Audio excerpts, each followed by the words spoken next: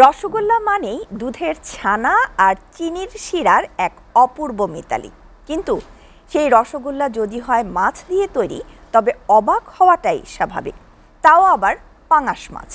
অবিশ্বাস্য মনে হলেও এই অসাধ্য সাধন করেছেন বগুড়া শহরের নুরানি মোড় এলাকার গৃহবধূ আশা আক্তার। মাছের কোনো গন্ধ ছাড়াই তৈরি করেছেন সুস্বাদু এই মিষ্টি। বগুড়া থেকে আরিফ রেহমানের পাঠানো তথ্য ও ছবিতে ডেস্ক রিপোর্ট।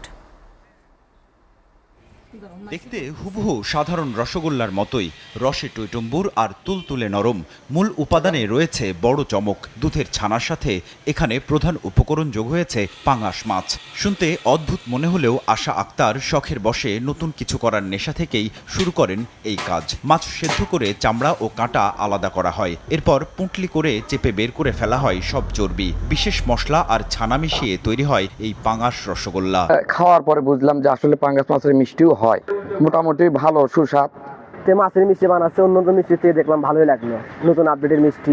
নতুন এই স্বাদের খবর ছড়িয়ে পড়ায় কৌতূহলী মানুষ ভিড় করছেন আশার বাড়িতে। স্বাদে আর গন্ধে কোনো অংশেই কম নয় সাধারণ মিষ্টির চেয়ে। প্রতি কেজি মিষ্টি বিক্রি হচ্ছে 400 থেকে 450 টাকায়। খুব টেস্ট, খুব ভালো, আমার কাছে অনেক ভালো লাগছে। এটা তো ভালোই লাগলো, আমরা তো সবাই খাচ্ছি এলাকার।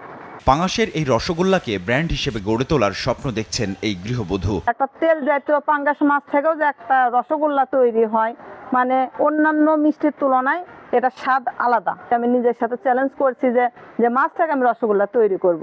আমি সবার কাছে পৌঁছে দেবো যে আসলে মাছ থেকেও যে রসগোল্লা তৈরি হয়, আপনারা সবাই খায় দেখেন, না খেলে বুঝতে পারবেন না যে এটা আসলে অন্যরকম একটা স্বাদ। কেবল রসনাবিলাসী নয়, ঘরে বসে নারীরাও যে নতুন কিছু করতে পারে, আশা আক্তার যেন তারই উদাহরণ। তার এই প্রচেষ্টা অন্য নারীদেরও আত্মনির্ভরশীল হতে নতুন পথ দেখাচ্ছে। SA TV news desk.